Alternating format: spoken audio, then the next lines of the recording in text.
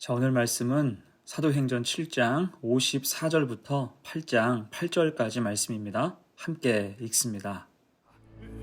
그들이 이 말을 듣고 마음에 찔려 그를 향하여 이를 갈거늘 스데반이 성령 충만하여 하늘을 우러러 주목하여 하나님의 영광과 및 예수께서 하나님 우편에 서신 것을 보고 말하되, 보라, 하늘이 열리고 인자가 하나님 우편에 서신 것을 보노라. 그들이 큰 소리를 지르며 귀를 막고 일제히 그에게 달려들어 성 밖으로 내치고 돌로 칠세.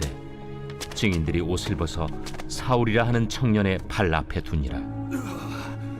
그들이 돌로 스데반을 치니 스데반이 부르짖어 이르되, 주 예수여, 내 영혼을 받으시옵소서. 무릎을 꿇고 크게 불러 이르되, 주여, 이 죄를 그들에게 돌리지 마옵소서. 이 말을 하고 자니라.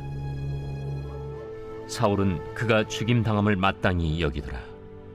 그날에 예루살렘에 있는 교회에 큰 박해가 있어 사도 외에는 다 유대와 사마리아 모든 땅으로 흩어지니라. 경건한 사람들이 스데반을 장사하고 위하여 크게 울더라. 사울이 교회를 참멸할세 각 집에 들어가 남녀를 끌어다가 옥에 넘기니라. 그 흩어진 사람들이 두루 다니며 복음의 말씀을 전할세 빌립이 사마리아 성에 내려가 그리스도를 백성에게 전파하니 무리가 빌립의 말도 듣고 행하는 표적도 보고 한 마음으로 그가 하는 말을 따르더라. 많은 사람에게 붙었던 더러운 귀신들이 크게 소리를 지르며 나가고 또 많은 중풍병자와 못 걷는 사람이 나으니 그 성에 큰 기쁨이 있더라. 큰 슬픔에서 큰 기쁨으로 라는 제목으로 말씀 증거합니다. 우리가 며칠간 알아봤지만 스데반의 설교에 해당하는 사도행전 7장은 사도행전에서 가장 긴 분량에 해당하는 장면입니다. 심지어 오늘 본문에서는 그의 죽음까지도 세밀하게 묘사하고 있어요. 그 이유가 무엇일까요? 스데반은 복음의 역사에 있어서 미랄 같은 사람이었기 때문입니다. 요한복음 12장 24절이에요. 내가 진실로 너희에게 이르노니 한 알의 밀이 땅에 떨어져 죽지 아니하면 한 알 그대로 있고 죽으면 많은 열매를 맺느니라. 아멘. 스데반의 순교, 그 숭고한 죽음 위에 많은 열매가 있었고 그 바탕 위에 교회의 정체성은 확립됐다는 것입니다. 그렇다면 그로 인한 영향은 무엇이었을까? 두 가지로 생각을 해봅니다. 첫 번째, 큰 슬픔이었어요. 스데반의 죽음은 너무 안타깝죠. 너무 아까운 인물이고 그렇게 죽을 이유가 없어 보였습니다. 그럼 왜 그는 살해당해야 했을까요? 그 중요한 실마리가 사도행전 7장 51절입니다. 목이 곧고 마음과 귀에 할례를 받지 못한 사람들아, 너희도 너희 조상과 같이 항상 성령을 거스르는도다. 자, 그가 하나님의 진리를 올곧게 선포했기 때문이에요. 그가 전한 말씀처럼 그 시대, 그 땅에는 성령을 거스르는 사람들이 많았습니다. 늘 하나님의 뜻과 반대로 행했죠. 왜요? 그들 속에 성령이 없었기 때문이에요. 그것을 정확히 스데반이 가장 아프게 지적한 것입니다. 그를 통해서라도 복음이 흘러가기를 원한 거예요. 하지만 그들은 받지 못했고 철저히 발악했죠. 57절, 58절 봅니다. 그들이 큰 소리를 지르며 귀를 막고 일제히 그에게 달려들어 성 밖으로 내치고 돌로 칠세 증인들이 옷을 벗어 사울이라 하는 청년의 발 앞에 두니라. 여러분, 이것이 성령이 없는 자들의 적나라한 모습입니다. 그렇게 폐부를 찌르는 복음이 선포되자 그들은 참고 받지 못한 채 대신 큰 소리를 지르고 귀를 막고 일제히 죽이려고 달려들었습니다. 한치의 망설임도 없었어요. 물론 이들의 이런 악한 모습은 스데반이 예상하지 못한 바가 아니었죠. 충분히 예상할 수 있는 모습이었습니다. 왜요? 이들은 이미 같은 모습으로 주님을 십자가에 못 박았기 때문입니다. 또 교회를 핍박하고 사도들을 겁박하고 가두는 모습도 여러 번 볼 수 있었어요. 하지만 중요한 것은 스데반은 그런 모습을 결코 겁내지 않았다는 거예요. 물러서거나 타협하지 않았습니다. 왜요? 그에게는 진리가 있으니까. 진리로 담대한 것입니다. 죽으면 죽으리라. 진짜가 가짜 앞에서 위축될 이유가 없다는 것입니다. 그것이 십자가의 영광이고 성도의 자랑이라 믿었던 거예요. 그래서 그 죽음의 순간 스데반은 이렇게 기도하죠. 59절, 60절 봅니다. 그들이 돌로 스데반을 치니 스데반이 부르짖어 이르되 주 예수여 내 영혼을 받으시옵소서 하고 무릎을 꿇고 크게 불러 이르되 주여 이 죄를 그들에게 돌리지 마옵소서 이 말을 하고 자니라. 아멘. 자, 특히 여기서 스데반이 하고 있는 기도는 어떤 기도입니까? 용서의 기도예요. 가장 숭고한 기도. 여러분, 어떻게 사람이 악을 악으로 갚지 않고 욕을 욕으로 갚지 않을 수 있습니까? 이것은 힘으로도 안 되고 지혜와 능으로도 안 되는 일입니다. 하지만 스데반은 그 만신창이 몸을 이끌고 하나님께 간절히 기도했어요. 주여 이 죄를 저들에게 돌리지 마옵소서. 이게 얼마나 놀라운 일입니까? 이런 일이 어떻게 가능할까요?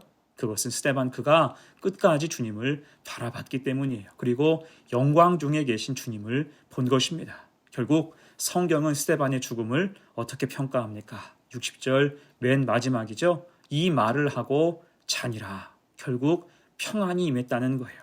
하나님이 세상의 잔혹함, 비정함, 온갖 고통 속에서 그 생명을 하늘로 옮겨주셨고 평안이 임하게 하신 겁니다. 그렇게 그의 죽음은 당장 큰 슬픔이었고 또한 교회에는 대박해와 핍박의 도화선이 됐지만 오히려 그것이 교회가 결속하고 또 이방 선교로 나아가는 귀한 계기가 됩니다. 하나님은 스데반의 순교를 그렇게 귀하게 사용하실 작정이었던 거예요.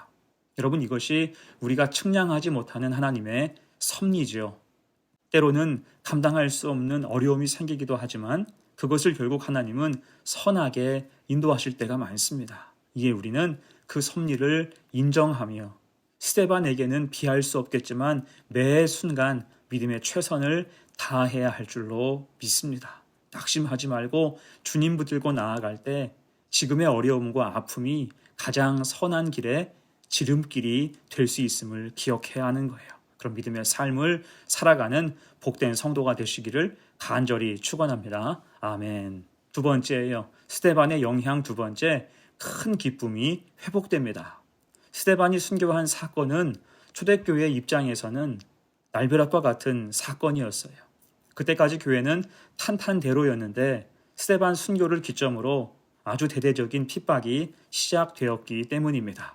특히 일반 성도들은 그저 복음을 믿고 교회 다닌 것뿐인데 그로 인해서 잡혀가게 되었고 고초를 당하게 됐습니다. 결국 산지사방으로 다 흩어졌어요.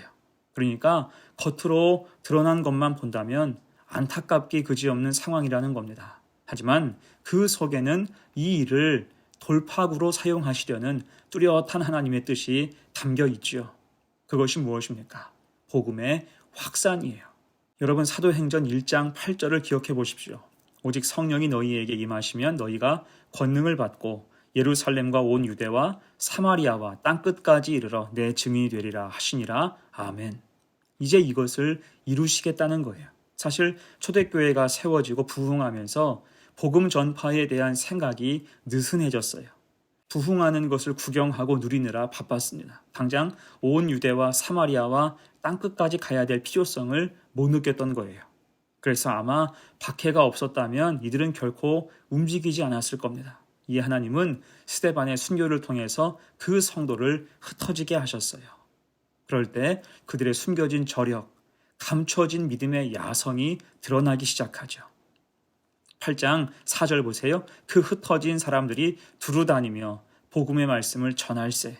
두루 다니며 복음의 말씀을 전했습니다. 단지 흩어진 게 아니라는 거예요. 두루 다니며 복음 말씀을 전했습니다. 그리고 5절 봅니다. 빌립이 사마리아 성에 내려가 그리스도를 백성에게 전파하니. 빌립이란 사람은 사마리아 성으로 내려갔대요. 사실 여기에서 빌립이 사마리아 성으로 간 이유는 피신의 목적이 우선이었습니다. 당시 유대인은 사마리아인과는 견원지간이었기 때문에 사마리아까지는 쫓아가지 않았어요. 그래서 생명을 보존하기 위해서 빌립은 그곳으로 간 것입니다. 하지만 그곳에 가서 빌립은 무슨 일을 했습니까? 복음을 전해요. 이것은 추정인데 아마 막상 가보니까 그 땅이 너무나 황폐한 것을 보았을 겁니다. 이에 믿음과 성령이 충만한 사람 빌립이 그 꼴을 보지 못하고 악한 것을 쫓아내며 복음을 전하기 시작했을 거예요. 그랬더니 6절을 보세요. 무리가 빌립의 말도 듣고 행하는 표적도 보고 한 마음으로 그가 하는 말을 따르더라. 아멘.